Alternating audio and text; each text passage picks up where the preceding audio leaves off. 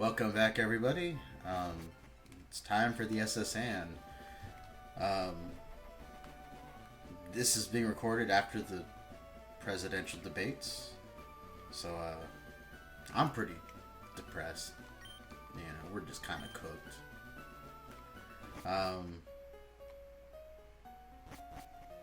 Man, what a shit moment in time.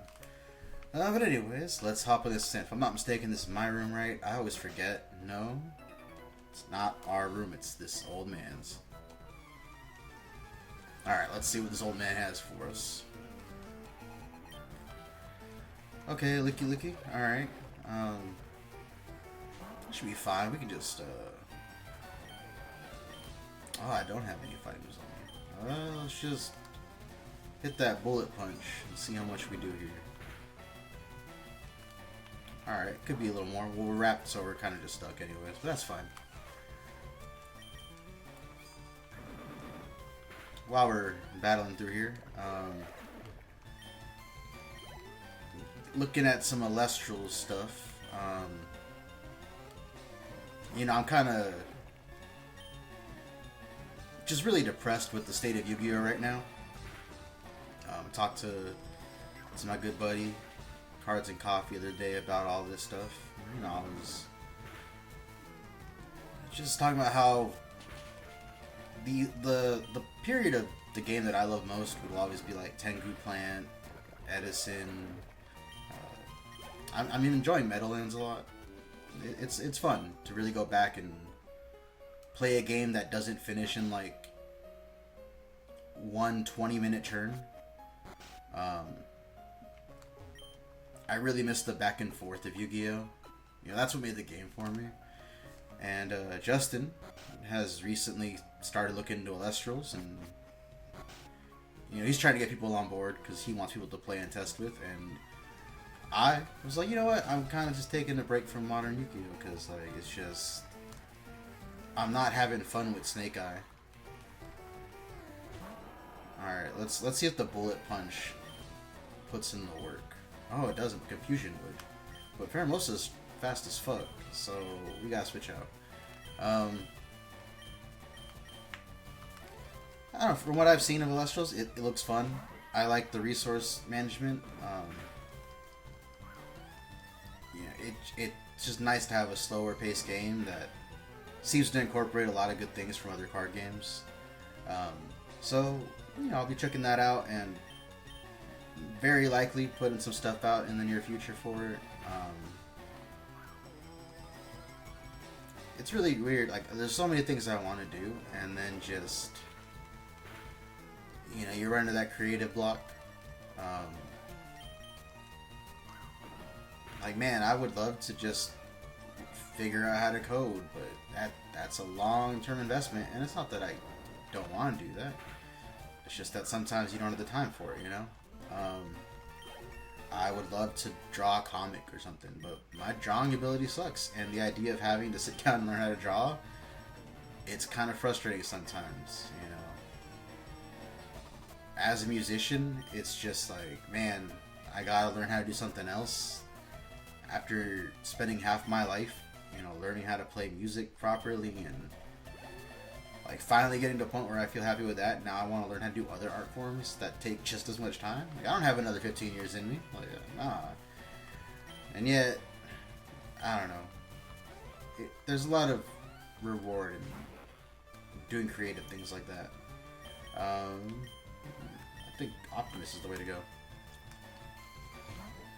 So yeah, I don't know.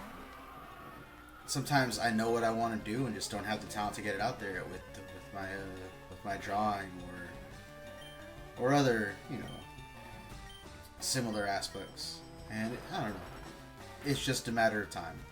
I mean, if PewDiePie could, I don't know why I pronounced it that way. If he could learn to draw over the course of what was it, 100 days? You know, then I can do the same. I'm just kind of being lazy about it. And by being lazy, I mean, I think, oh, I should be productive today. But then I'm like, oh, but what if I played Yakuza instead? And that's a bad mindset to have, because, like, bro, Yakuza gets deep. And I I can't just leave things like unfinished. Like I'm the person who's like I'm gonna do every side quest. I'm not gonna do all the extra stuff like, you know, achievements. That's kind of too much for me because I don't care that much. But like Yakuza 0 alone, like I'm chapter 5 or 6 now, and there's already been so much to do, and now I'm just gonna keep finding more, you know. So how am I supposed to learn how to draw when Kiryu needs to figure his life out, you know? I can't do that when a blind chick needs saving. Like, I'm sorry. My priorities in life are skewed because I need to make sure that my boy Kiryu is okay. I haven't finished Crisis Core yet.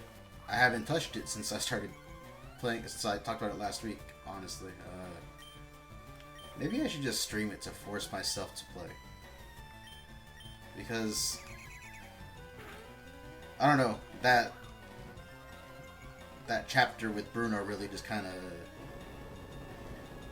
made me want to put the game down for a minute. We gotta heal Mudbray here. Swift was way stronger than I would have liked.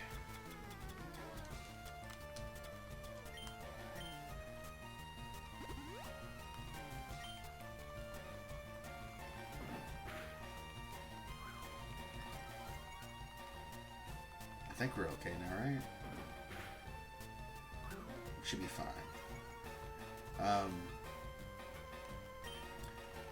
But yeah, I don't know. I'm really loving Yakuza. The sense of humor in that game is just so perfect.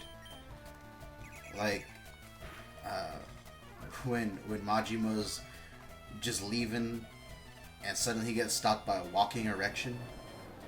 Like that shit to me is peak comedic writing. Like they get me, and I knew they would because I love my boy Ichiban. I don't know, that series just, the writing is so good.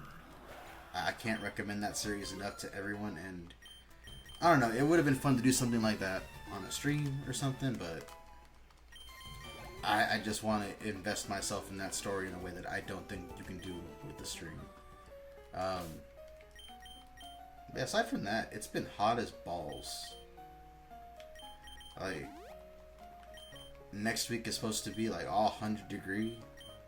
I don't know, man. I think about that Simpsons meme where it's like, oh, it's the hottest summer of my life, but then it's like, oh, what's the coolest summer of the rest of yours? Like that, we're so cooked, like literally in this case. It's all bad. I don't understand, man. And this place doesn't have AC, so I'm at the mercy of the sun, essentially.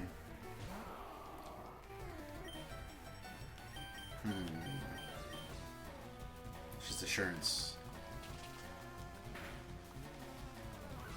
Yeah, that's where we're at in life right now. Just chilling on summer break.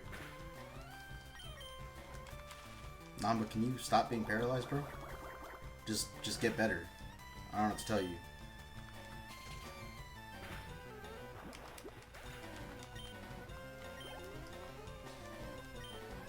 Huntail.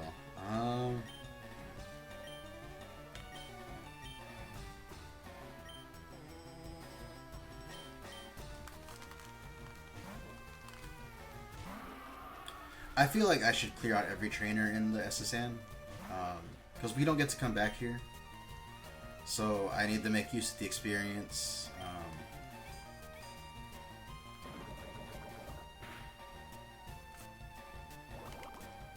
And then we gotta be ready for the fight with the rival at the end of all this. But I don't think there's too many trainers on SSN, right? Like it's manageable. We have to go back and heal a couple times. I don't remember if you're a trainer or not. I don't think you are, right?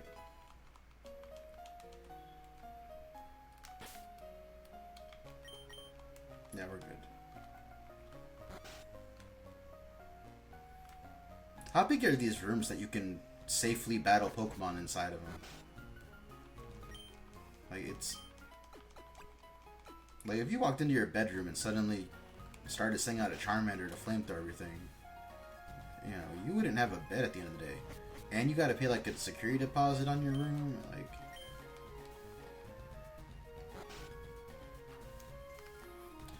that dude talks about Team Rocket, but do they show up on SSN? I don't think they do, right?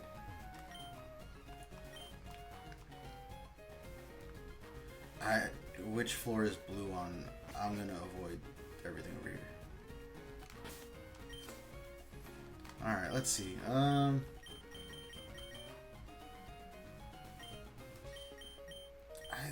feel like Namba's fine in the first slot.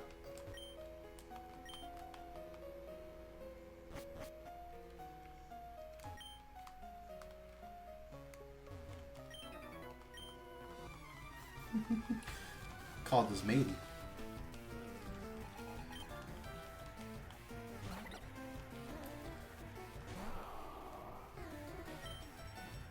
Completely unrelated.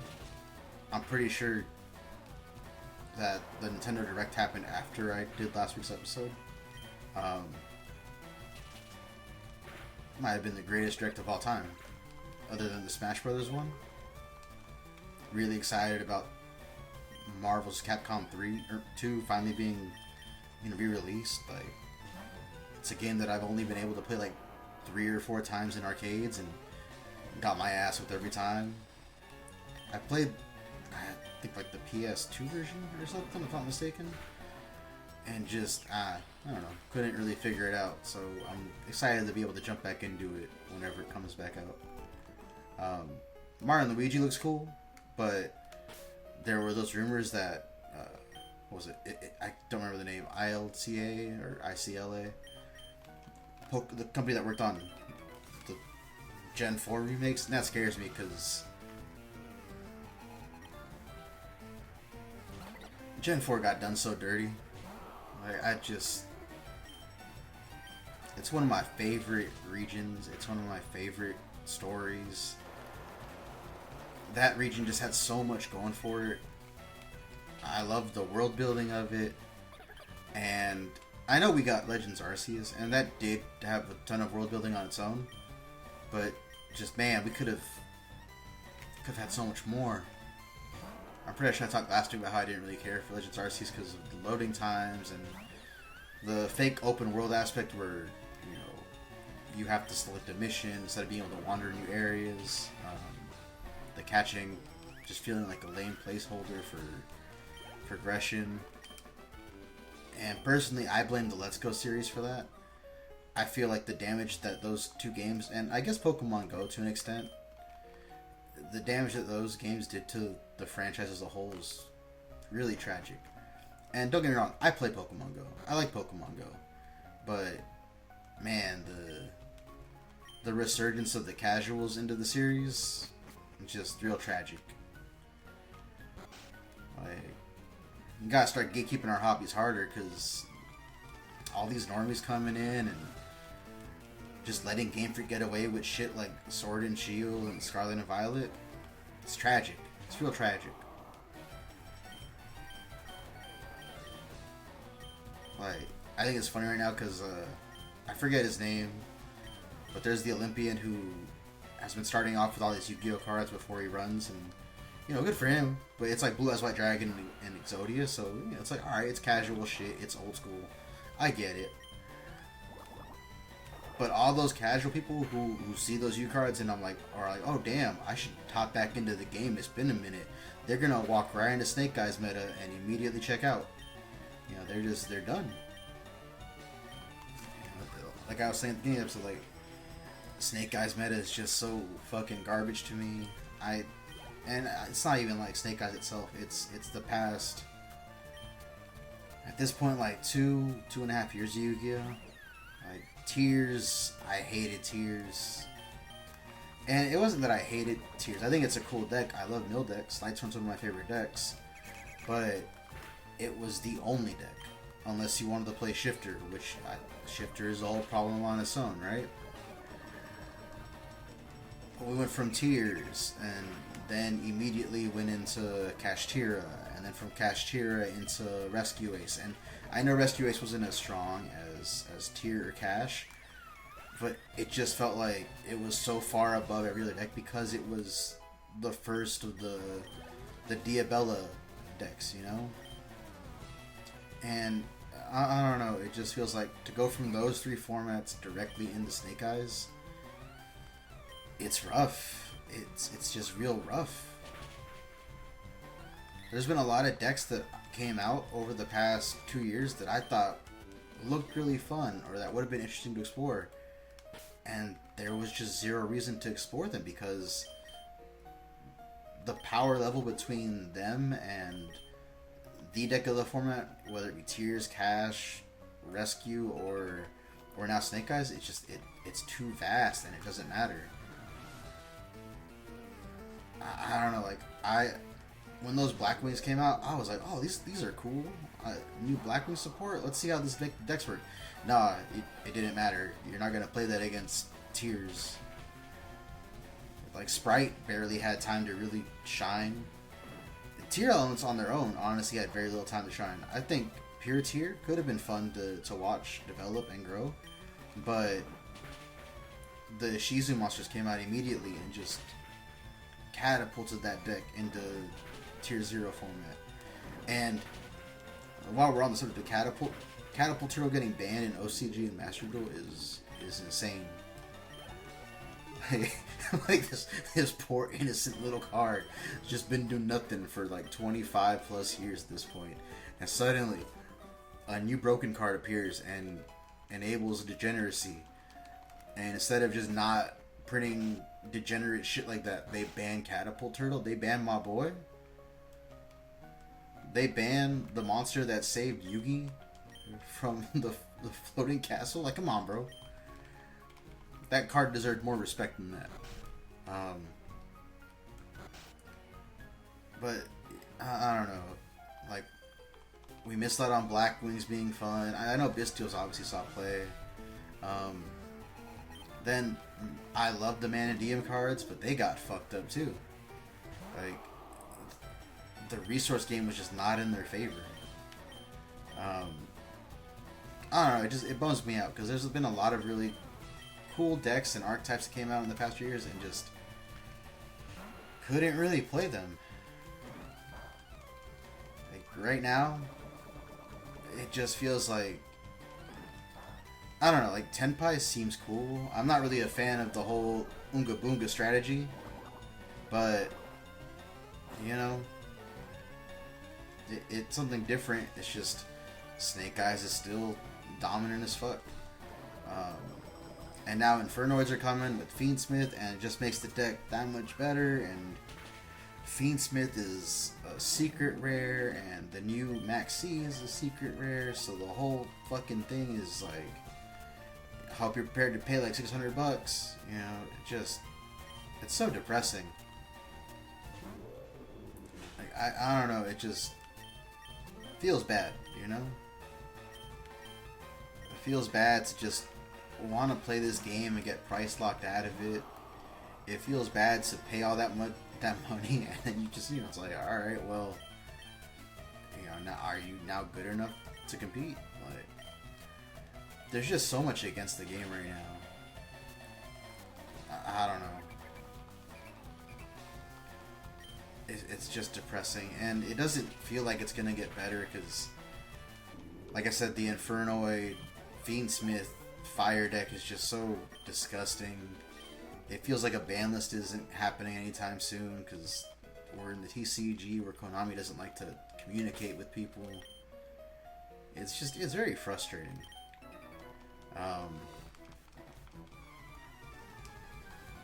don't know. I love Yu-Gi-Oh! I really love that game, and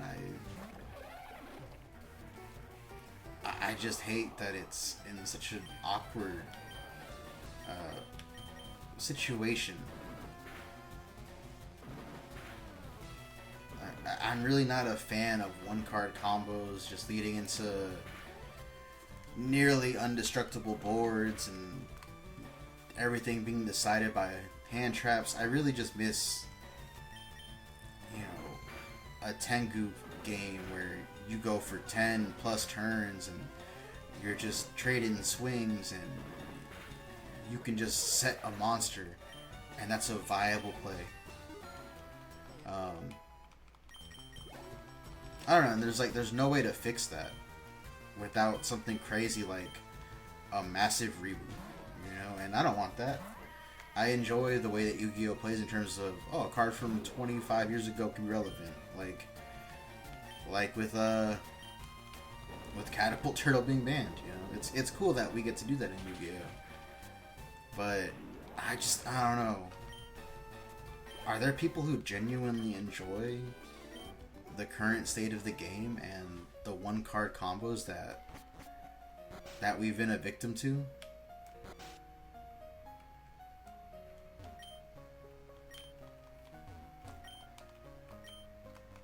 I don't know. Kind of just ranting at this point, but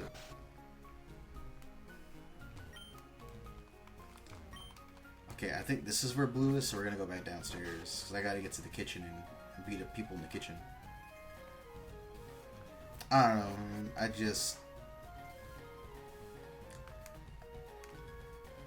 don't know.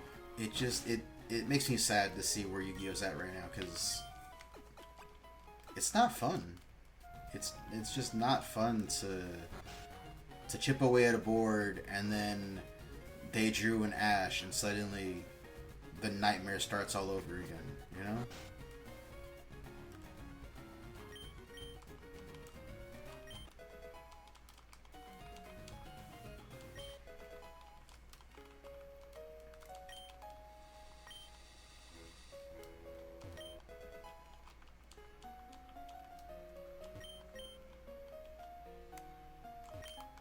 Do they not battle me in here? Do none of y'all battle me? Are you actually doing your jobs? You can't take the time to battle the 10-year-old child? Alright, I guess that answers that question. Okay. Let's see here. I still gotta go downstairs. Am I healed up?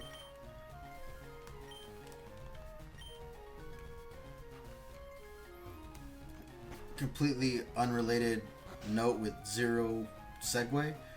Where the fuck is the Spider-Man 2 DLC? I just want to swing around Europe again. And instead, the only updates we've been getting are ugly ass costumes. Like, I refuse to believe that my boys, Peter and Miles, would wear ugly ass spider costumes like that. And oh, a rare double battle.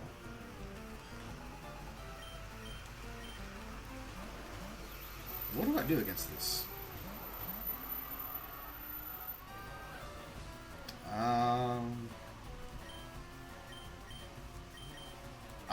I'm kind of scared here, honestly.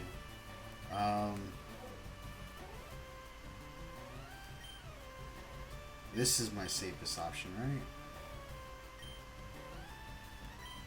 Let's protect here and see what happens.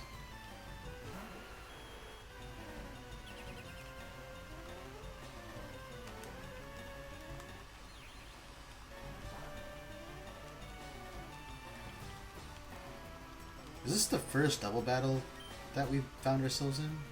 Okay, I'm just gonna hit the Graveler with the Brick Break because it's electric type, and I don't remember if that cancels out the water weakness, and then let's poison this little sleepy boy. But yeah, like, I don't know. I'm trying to play as Venom again. I'm trying to see what Carnage does, bro. Where's it at? It's been half a year at this point, with zero information. No, that was scary. Okay. Oh, there's more. There's more. Let's see here. Let's switch into King, because we can just bullet punch the healthy one. Let's kill this one.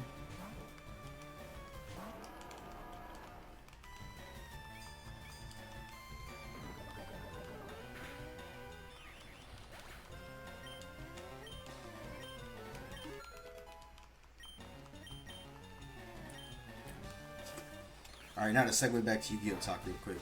The Ice Barrier deck's fun. I don't know. It feels like it's missing something.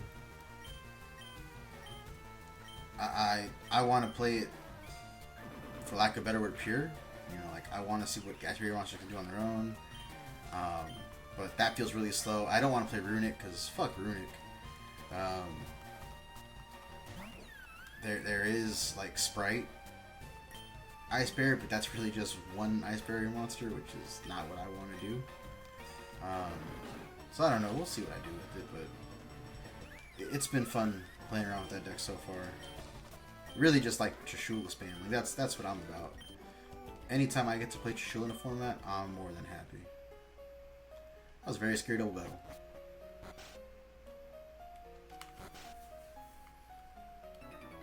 Oh, okay. What is this, Dr. Disrespect?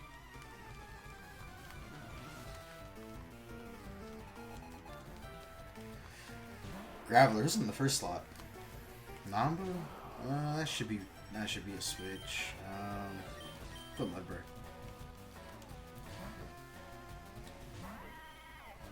Have I seen a traditional, the Cantonian Geodude family at all? Or have they all been replaced by their Alolan counterparts?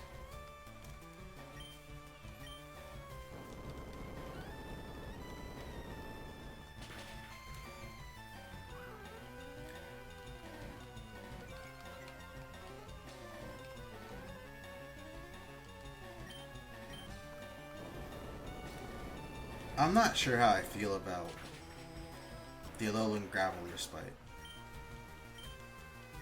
The little yellow dots just, they look weird to me.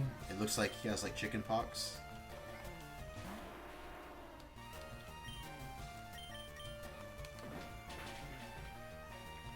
Oh, it's not enough, damn. Oh, he polishing.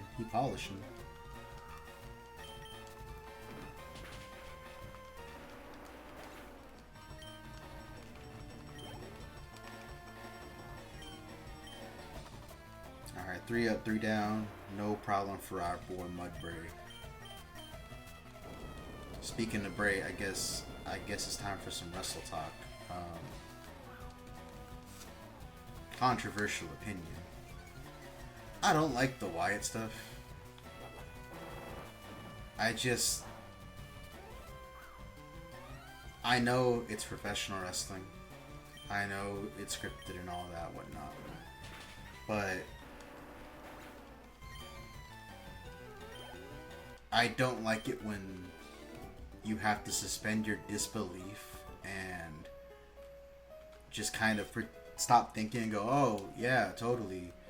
This group of masked people just came backstage and massacred multiple employees, you know. But look, they have a cool logo and they have promoted merch on their website. You know, and it's just, it bums me out because I don't really have anything against any of the members of the Wyatt Six, but I hated the Fiend too. I liked Cult Leader Bray. I liked, you know, the Swamp Dweller Bray. That to me was cool. And then it became, you know, this supernatural horror movie monster kind of shit, and that's just where I get zoned out. And I know that a large part of it was COVID, so we got like the swamp fight with him and Strowman. And I enjoyed the Cena match just because it was something different at the time, and you know, if you're gonna tell a story with Cena, that was a cool way to do it. But I don't know, just the fact that this cameraman was the ballsiest fucker on earth, walked straight into the murder scene and just got close-ups and made sure they got all the cool poses in, and then walked over to Chad Gable with the bullet in his brain. Like, that to me was just like, what are we doing? There's just this level of suspension that I can't like let myself do with wrestling. To me, this is just as bad as when Rey Mysterio lost an eyeball against Seth Rollins, and then the eyeball just grew back. Like we saw the eyeball pop out of his skull. Like that's the level of insult to my intelligence that I feel when I see the Wyatts.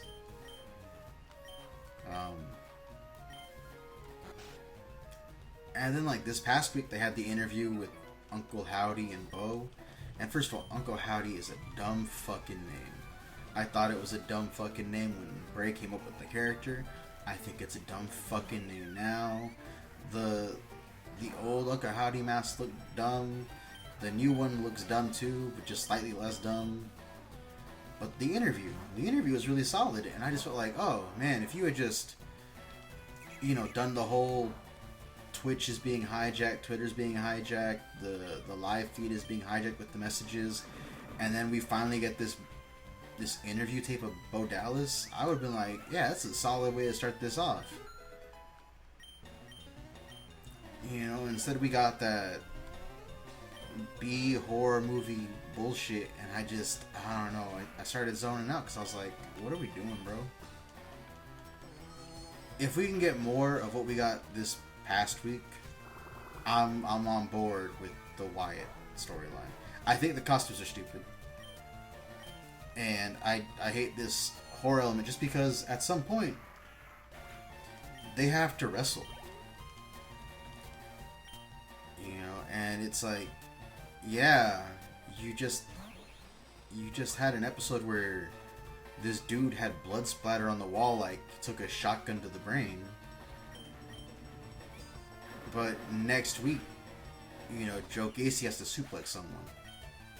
He has to sell an ankle lock, And what made it worse to me, more than anything, was that I'm really liking the Chad Gable and Otis storyline. And instead of the story continuing with this, with Gable just treating them like shit and Otis finally being able to snap, now the storyline is that Gable thought of them before he, presumably thought he was gonna die, and now he's trying to be sympathetic, and it was like you had this moment that was just gonna get Otis such a massive reaction, and the fans are waiting for it, and now it's kind of just tainted to me because it's like the story is no longer Gable was mistreating Otis. The story is Gable almost died, and now he's looking for forgiveness or at least safety in his friends, and they don't want anything to do with him. And it's like, I just wanted to see the Otis Gable match. I just wanted to see Otis, finally say, "Nah, we're not taking this shit," and attack Chad. And we didn't get that. We got a shove, and then he walked away, but it just feels like Otis's moment is diminished by the Wyatt impact. I don't know. I want to let it play out, but I'm just worried about how they have a history of handling this stuff.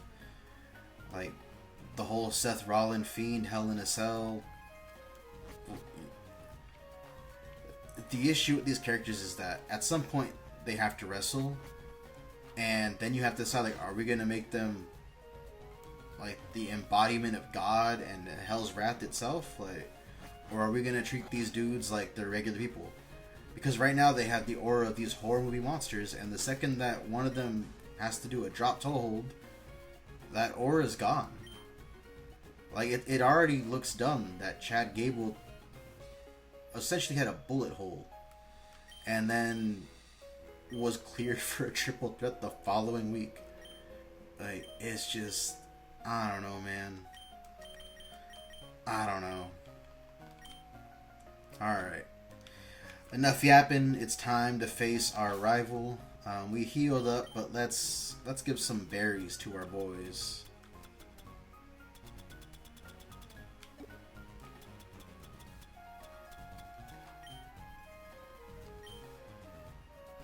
Heal paralysis, wake up, pure poison. I can't really give them because I don't know what he has, but I'm gonna go ahead and just give this Chesto Berry. It doesn't make sense for me to waste these. Let's just hope for the best. Okay, so let's move our Super Potions up a bit though. So I don't want to be going all the way down here again.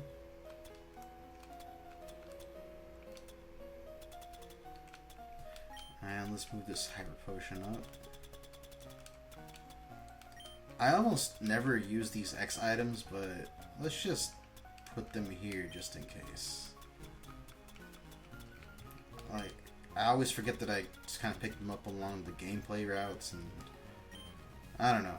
I'd rather not lose any Pokemon to our rival. I feel like Nidoking's the safe way to start, right? Alright, here we go.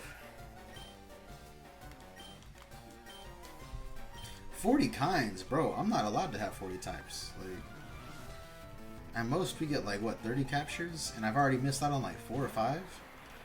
All right, Phalanx. So fighting steel, right? Or is it fighting bug?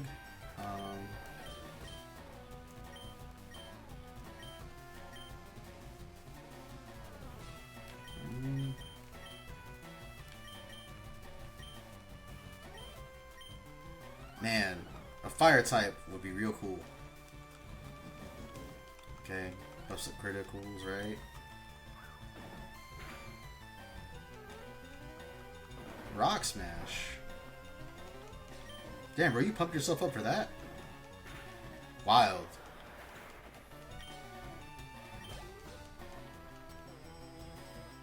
Rotom. Our best bet there is to throw some rocks at it.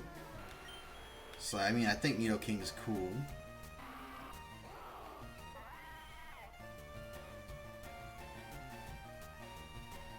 Yeah, let's just keep out Nidoking here.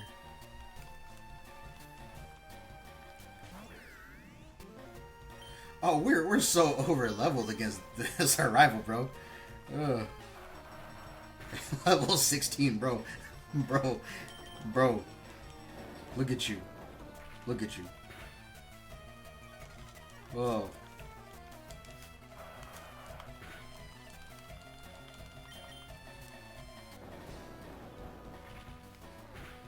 I'm surprised it survived 2 of those, though. Ghastly.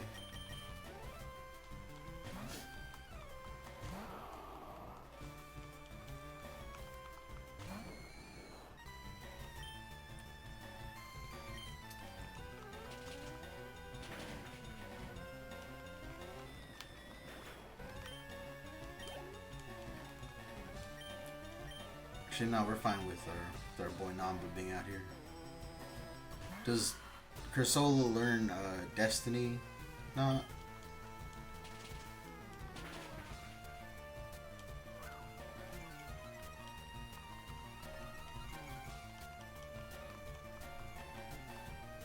Ancient power. Damn, bro, that's wild. GG, bro. GG. Alright, so we have successfully cleared the SSN. We're about to get cut from the captain.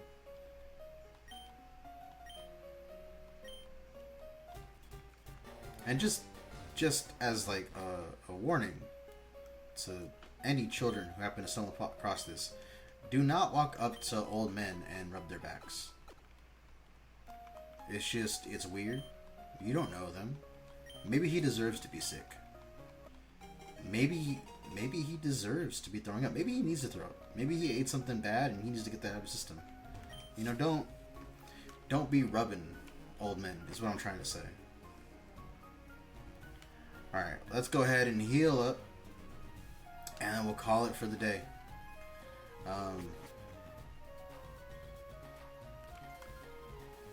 I feel like we're super leveled for the SSN, but we're just at the right level for Surge.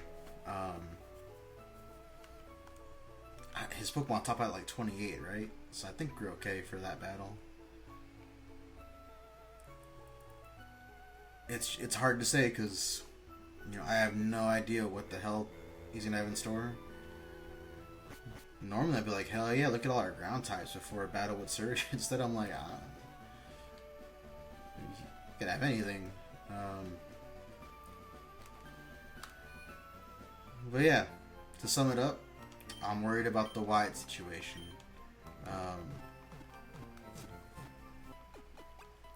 Not really vibing with AEW that much right now either.